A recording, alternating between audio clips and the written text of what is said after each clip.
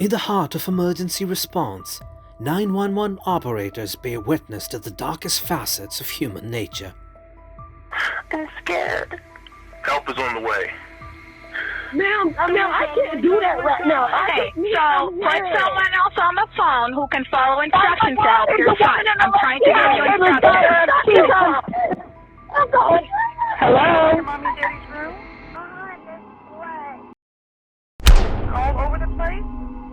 Not all over. There's blood on the plant and blood on the floor. Oh my.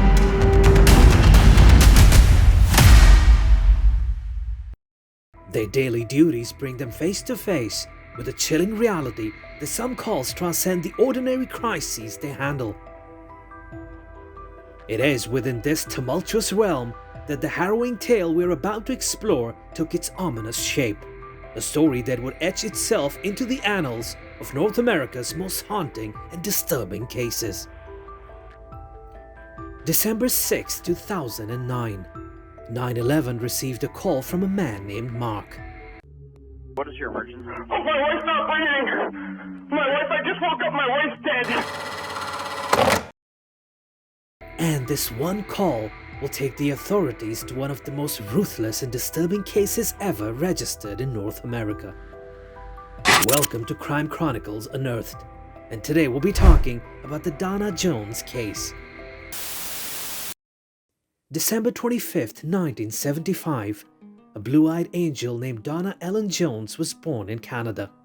5 years old, bundled in itchy wool, she sat wide-eyed as firelight danced on her father's stern face. Presents lay beneath the spindly spruce, shrouded in mystery. Her mother, with her gentle smile and flour-dusted apron, whispered promises of laughter and sugared plums. But as she grew mature, she saw the ugly side of the world and the people she called family. As days passed by, her fairy tale world started to turn into dust. Being raised in a conservative household, from childhood, her father started teaching her how her happiness lied in her husband's satisfaction. She became self-conscious about her weight and appearance. Despite all the struggles that children from conservative households had to go through, she completed her graduation from Carleton University.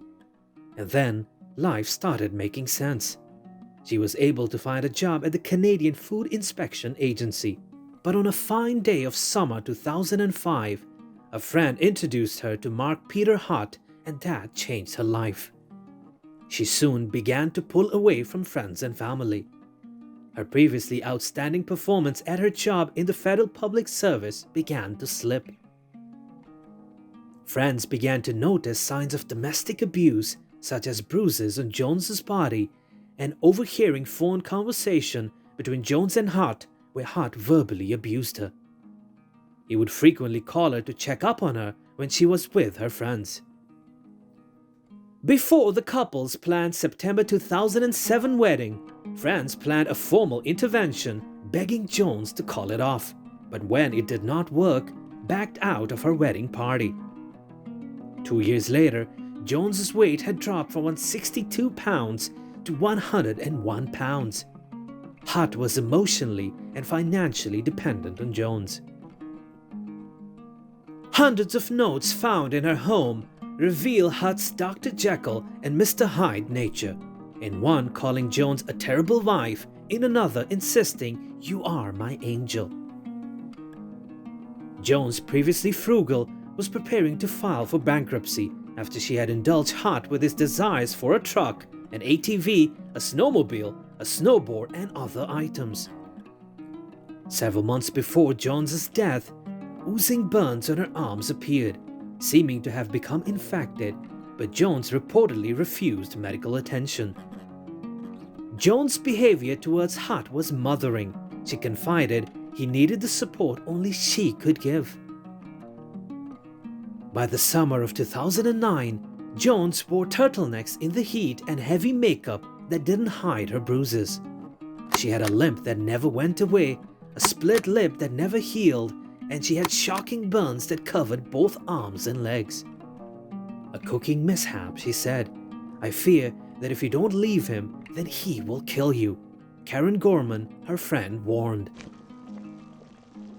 Tears rolled from Jones's big blue eyes down the mask her face had become. "It's not as bad as you think," she said. As Jones lay dying, her colleagues talked to police about confronting her about Hutt's abuse when she returned to work. She never did. On December 6, 2009, 911 received a call from shivering Hutt, who said that his wife had been murdered. What is your emergency? Oh, my wife's not breathing. My wife, I just woke up. My wife's dead. Jones was found dead on a mattress made of couch pillows in the basement of her house.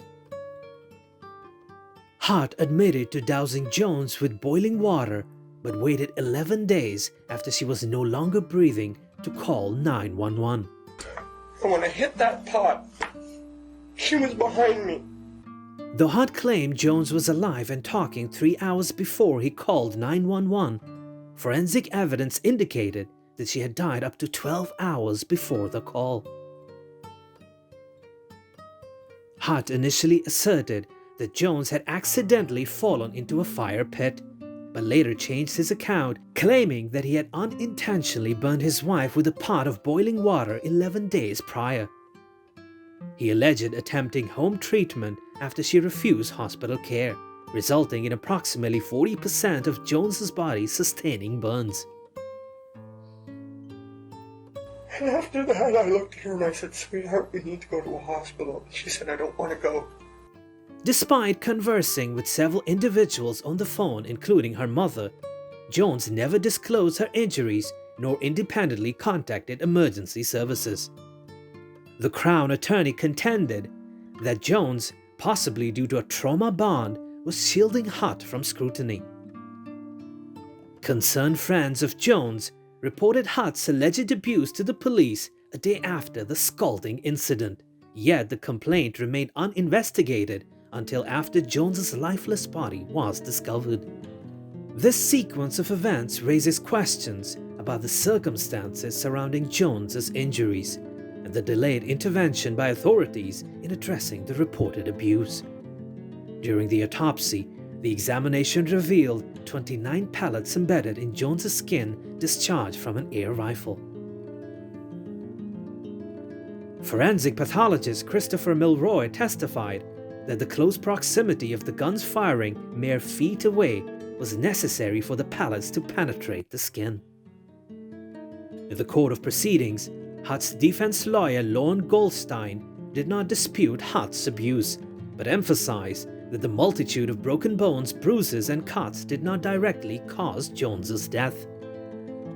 Hutt pleaded guilty to the lesser charge of criminal negligence causing death, yet the Crown pressed for a first-degree murder conviction.